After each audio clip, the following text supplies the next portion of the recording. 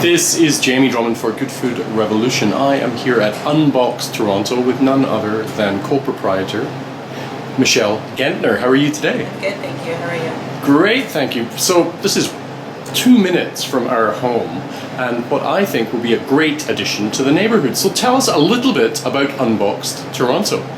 Sure. So this is set up as a zero waste store. So the objective is to not have any single-use plastics and to eliminate packaging anywhere possible with other products that you would buy for your home. And where did you get the inspiration from this? Because you have some background in the hospitality industry, do you not? I do, yeah. My partner and I both come from hospitality. We've worked bars, restaurants, hotels for years. We also both come from small agricultural communities. I'm from southwestern Ontario and Louise is from southern Portugal.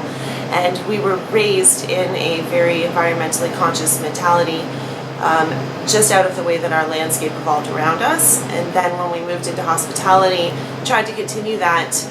But waste is a never-ending thing when you're in bars and restaurants, coming and going for kitchens and for takeaway and everything in between. Now, why do you think this hasn't really been done before in Toronto? Because we seem to be a bit behind the rest of the world when it comes to this, particularly larger cities. Yeah, I think that a big part is Toronto is always a little bit afraid of being the first. Mm-hmm. We have a second city syndrome, probably still a thing. Whether we want to be or not, we are one of the largest cities in North America. We are the largest city in Canada, and it should be something that should have happened a long time ago, and it's kind of exciting to be here while other ones are also trying to get their feet under them. So, it's often said that when it comes to a retail operation or a restaurant, that location is paramount. Why did you choose this particular location at Dundas and Dovercourt?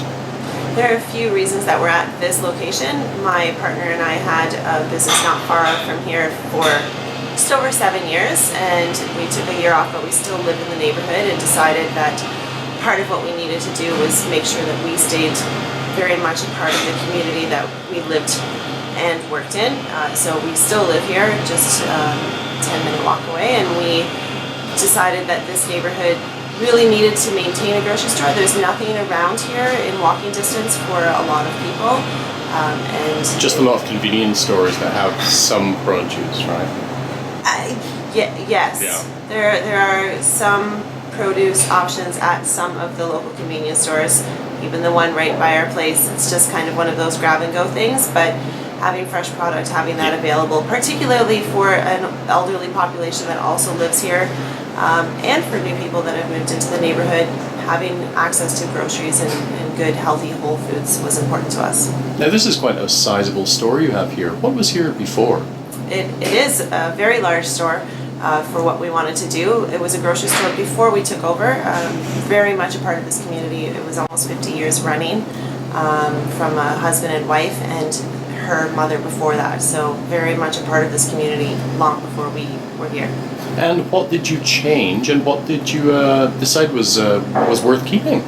So part of it is fixturing. We kept anything that was able to be saved. Some of our fridges, the hot table that was here before, part of it we had to replace, but part of it we kept. The butcher counter we upgraded, but kept. We're still running the same chorizo recipe that's been running for decades since we've been here. For those people who don't know, would you mind expanding upon the concept of the Portuguese hot table? Yeah, absolutely. The hot table is an awesome thing, and everybody should visit it if they haven't before. It is a place where we have, because we have the advantage of a full industrial kitchen downstairs, the ability to make food all day long, and so we fill up a table with fish, meats, vegetables, soups, chilies, all sorts of things. They change every day, and you come in and everything is served to you by weight. So you can bring your container, if you forget it. We have containers also that are compostable that you can use, and you can just pick your meal, lunch, dinner. Some people come in and feed their whole family for the weekend off the hot table. You were saying that a neighbour walked in here and was quite amazed at the idea that they could walk in with their own bowl, serve themselves a small serving of any one of the many cereals you have here, have the requisite amount of milk, and then walk home along the street having their breakfast. Absolutely, and why couldn't you? It's such a great thing. If you are able to fill up a container, it doesn't matter what the container is. Right. So if you can come in and have cereal, and you can come in and get some milk at whatever size you want because it's on tap, why could you not then walk down the street enjoying your cereal on the way back home and go right back into bed? And why not? Perhaps I will try that once we get a little bit warmer. A little bit warmer. outside. It's Yes, cold yeah. to be walking with a cold bowl of milk and cereal. What have you found the biggest challenges to having a zero waste operation? The challenges mostly come top down. So reaching out to our distributors, to our producers, to manufacturers, every step of the way requires a conversation and explaining why no, we really don't want this wrapped in 5 layers of something, or no, we can't bring something that's individually wrapped, and it would be really great to have your product, but can you please take it back to the company and see if there's another way that they can send it to us. That's an ongoing conversation. Every time a new producer or distributor comes along, we have to have that same conversation with them. Mostly it's been receptive. There are some things that we can't bring in. Cucumbers, for example, right now we can't get because they're all individually wrapped. But Ontario growing season is upon us, and hopefully we have amazing local produce soon. Olives. Speaking about reception, how have the locals taken to your operation?